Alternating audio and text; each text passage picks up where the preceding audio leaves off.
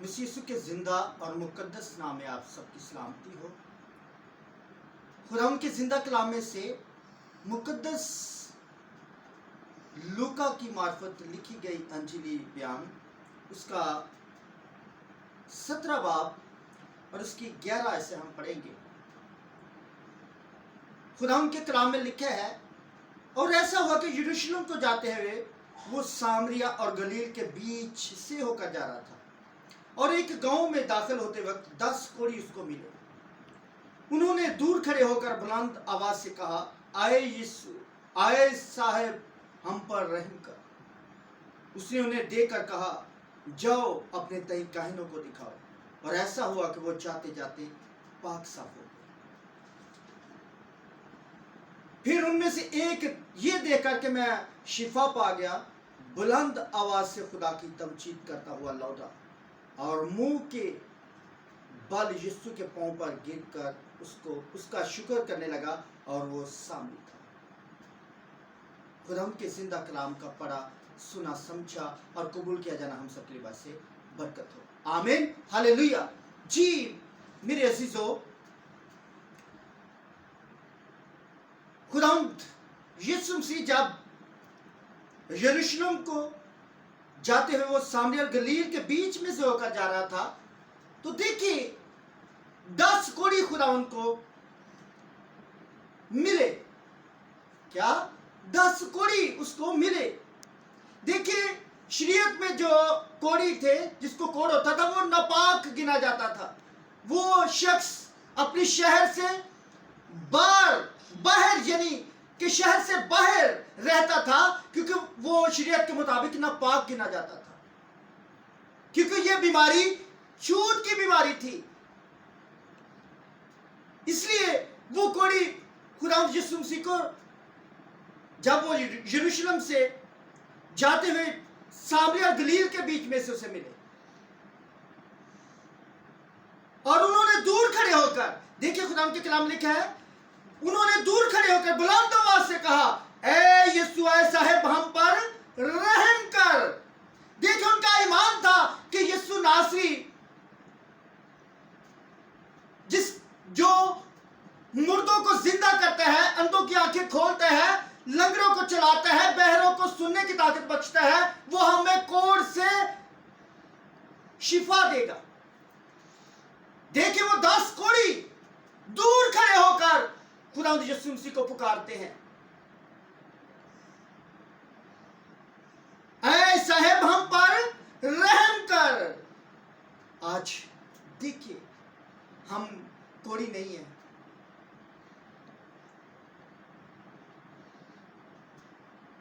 اور لیکن ایک بات ہے کہ آج خداوند ہمارے دل پر نظر کرتا ہے۔ جو کوڑ ہمارے دلوں پر ہے، جسمانی کوڑ نہیں بلکہ دل پر جو کوڑ جمع ہے، جو ابلیس نے ہمارے دل پر کوڑ لگا رکھا ہے، نفرت کا، حسد کا، ویر کرودھ کا، لڑائی جھگڑوں کا، بدی کا، زناکاری کا، حرام کاری کا، اس سے دور کرنے کی ضرورت ہے۔ دیکھیں ان کوڑیوں نے جو جسمانی طور پر ناپاک تھے، دور کھڑے ہو کر یسوع کو پکارا۔ آج ہم دل کے اس مرض میں مبتلا ہیں، لیکن ہم نے کبھی خداوند یسوع کو پکارا ہی نہیں۔ ہم چرچ جاتے ہیں، ہم دعائیں کرتے ہیں، لیکن اپنے دل سے اس نفرت کے کوڑ کو، بدی کے کوڑ کو، عیب جوئیوں کے کوڑ کو ہم دور نہیں کرتے۔ تو شفا کیسے آئے گی؟ خدا کا معجزہ کیسے ہماری زندگی میں آئے گا؟ بحالی کیسے آئے گی؟ سرفرازی کیسے آئے گی؟ ہماری زندگیوں سے پریشانی کیسے دور ہوگی؟ آج میرے عزیزو، یہ کلام میرے اور آپ کے لیے ہے۔ آج ہمیں اس بدی کے کوڑ کو دور کرنے کی ضرورت ہے، اپنے دل سے، اپنی سوچوں سے، اپنے ذہن سے۔ جسمانی کوڑ تو چلا جاتا ہے، لیکن یہ دل کا کوڑ مشکل سے جاتا ہے، کیونکہ ہم نے اس سے بہت سنبھال کے رکھا ہے۔ تو میرے عزیزو، آج میں آپ سب سے التماس کرتا ہوں، اس بدی کے کوڑ کو اپنے دل سے دور کیجیے، تو پھر خداوند آپ کی زندگی میں معجزہ کرے گا، آپ کی زندگی میں سلامتی، بحالی، سرفرازی کو، برکت کو لے کے آئے گا۔ आगे लिखा है, उसने उन्हें देखकर कहा, जाओ अपने तय कहनों को दिखाओ। देखिए, खुदावंद ने कोई हाथ नहीं रखा, सिर्फ कह दिया। खुदावंद जानता था कि इनका ईमान इस काबिल है कि ये शिफा पा जाएगी। वो दिलो गुर्दों को जांचने वाला था। उनके दिल पर कोड़ नहीं था, उनके बदन पर कोड़ था। आज अगर आप अपने मुआवजा को रिसीव करना चाहते हैं तो अपने दिल से कोड़ को उतार दीजिए। तो देखिए, खुदावंद आपकी जिंदगी में बिग मिरेकल्स करने की कुदरत रखता है। आगे लिखा है, और ऐसा हुआ कि वो जाते जाते पाक साफ हो गए। क्या? जाते जाते पाक साफ हो गए। फिर उनमें से देखिए, एक ये देख करके मैं शिफा पा गया हूं, बुलंद आवाज से खुदा की तमजीद करता हुआ लौटा। देखिए, एक शख्स बुलंद आवाज से खुदा की तमजीद करता हुआ लौटा और मुंह के बल यीशु के पांव पर गिरकर उसका शुक्र करने लगा, और वो सामरी। देखिए, आज हम शिफा भी पा जाते हैं, लेकिन हम खुदा की शुक्रगुजारी नहीं करते, हम उसकी तमजीद नहीं करते, हम उसे सजदा नहीं करते। इसी वजह से हमारी शिफा कायम नहीं रहती। हम खुदा की शुक्रगुजारी नहीं करते। देखिए, जब हम गवाही देते हैं तो खुदा की शुक्रगुजारी करते हैं, खुदा की तमजीद करते हैं, उसकी प्रेज करते हैं, उसे मुबारक कहते हैं, उसे बुलंदो वाला कहते हैं। तो मेरे अजीजों, आज अगर खुदा ने आपकी जिंदगी में मिरेकल्स किया है, अपनी शिफा को जारी किया है, तो आप खुदा की शुक्रगुजारी करें। उस कोढ़ी की तरह जो खुदा की तमजीद करता हुआ लौटा और खुदा के कदमों पर गिरकर उसको सजदा किया और उसका शुक्र करने लगा। आज बहुत सारे मैं देखता हूं लोग कलीसिया जो मुझे काले कहते हैं, जब उनकी जिंदगी में गवाही कायम हो जाती है तो वो गवाही देने से शर्माते हैं कि मैं गवाही दूं।